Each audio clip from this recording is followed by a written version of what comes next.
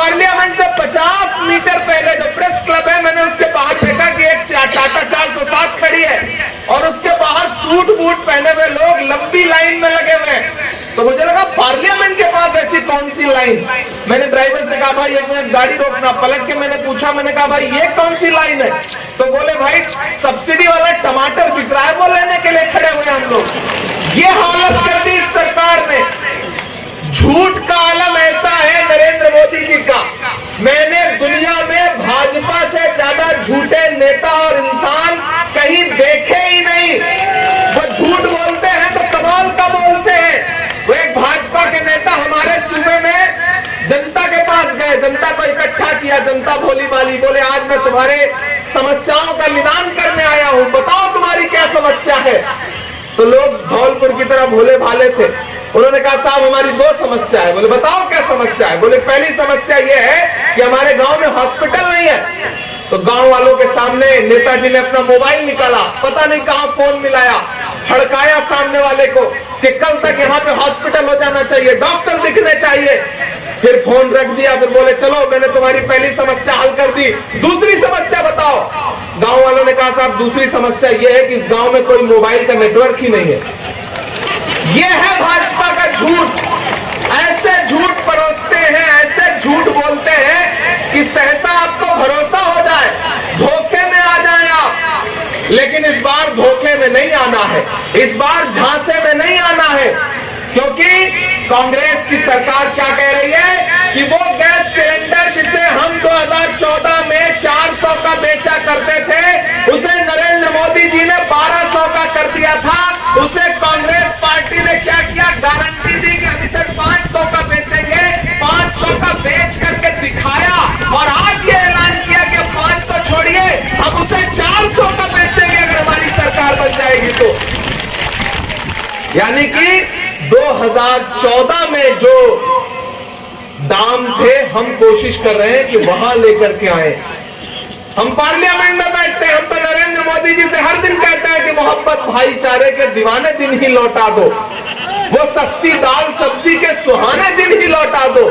ये अच्छे दिन तो अंबानी अडानी को मुबारक हो, हमें ऐसा करो साहेब पुराने दिन ही लौटा दो। वो दिन बड़े अच्छे थे जब चीजें सस्ती थी। आज तो ये है कि सब कुछ महंगा कर दिया, लेकिन उल्टा भाषण क्या देते हैं? बताइए कांग्रेस वालों आपने 70 साल में किया क्या? एक दिन पार्लियामेंट में खड़े होकर के मोदी जी ने कहा बताओ कांग्रेस वालों आपने 70 साल में क्या बनाया? तब तक खड़गे जी आगे बैठे थे, वो पलट के बोले इमरान मत बताना, बता दोगे तो ये उसको भी बेच देंगे, इनका काम सिर्फ बेचने का है, ये बेचने के अलावा कुछ नहीं जानते, ये झूठे जुमले देंगे और बेच देंगे। मैं धौलपुर में खड़ा होकर के एक बहुत जिम्मेदारी भरी बात कह रहा हूं कि हमसे 70 सालों का हिसाब मांगने वाली भारतीय जनता पार्टी, मेरी बात सुने, अरे वो भाजपा जो अपना चलाया हुआ 2000 का नोट 7 साल नहीं चला सकी, वो हमसे 70 साल का हिसाब मांगती है। हमने इस देश को क्या नहीं दिया? हमने इस देश को अंग्रेजों से आजाद करवाया, हमने इस देश में निर्माण किए, पंडित जवाहरलाल नेहरू से लेकर के मौलाना आजाद से लेकर के आज जो भारत दिख रहा है किसका बनाया हुआ है? भारतीय जनता पार्टी की सरकार ने तो सिर्फ बेचा। धौलपुर वालों आपको ये बात समझनी पड़ेगी कि देश में लड़ाई बड़ी अलग है।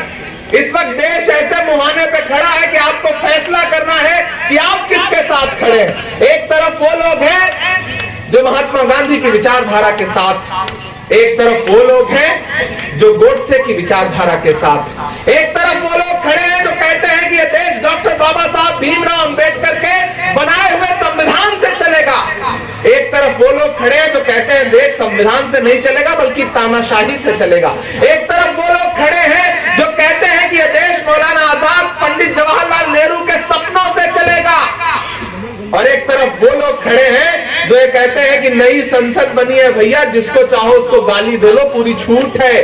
संसद के अंदर आखिरी हद तलक आ पहुंची है, जुल्म के कट तलक आ पहुंची है, वो जो नफरत थी गली कूचों में अब तो संसद तलक आ पहुंची है।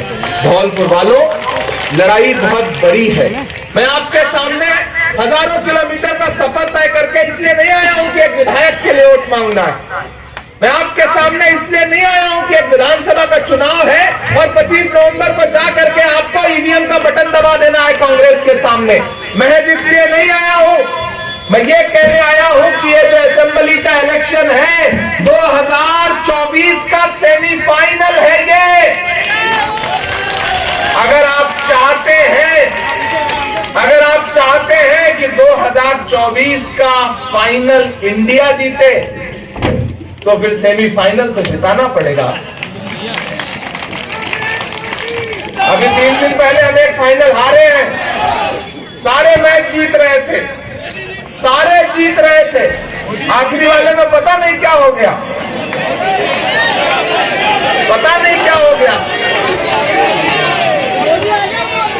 आप बड़े समझदार लोग हैं। अब मैं अपनी उस बात को दोहराऊं कहते, लेकिन अच्छी बात है कि जनता बड़ी जागरूक हो गई, उसे भी पता है कि चूक हुई कहां, कौन आया कि बहारें लुट गई, कौन आया कि जीतते हुए मैच हार गए, कौन आया कि दमदारी के साथ खेल रहे हमारे नौजवान, हमारे खिलाड़ी बाद में आंसुओं के साथ बाहर निकले। मैं कुछ नहीं कहूंगा, आप बहुत समझदार लोग हैं। ये धौलपुर है साहब, यहां से उठी हुई आवाज पूरे देश में, पूरी दुनिया में संदेशा देती है। मैं आ रहा था तो लखनऊ में मुझसे एक पत्रकार ने कहा, इमरान साहब राहुल गांधी जी एक नारा देते हैं कि मैं नफरत के बाजार में मोहब्बत की दुकान खोल रहा हूं, तो आपको क्या लगता है कि राजस्थान में भी दुकान खुलेगी? तो मैंने कहा देखिए भाई, ये राजस्थान है, ये जब भी करता है कुछ बड़ा करता है। दुकान तो कर्नाटक में खुली, राजस्थान तो कुछ बड़ा करता है, ये दुकान नहीं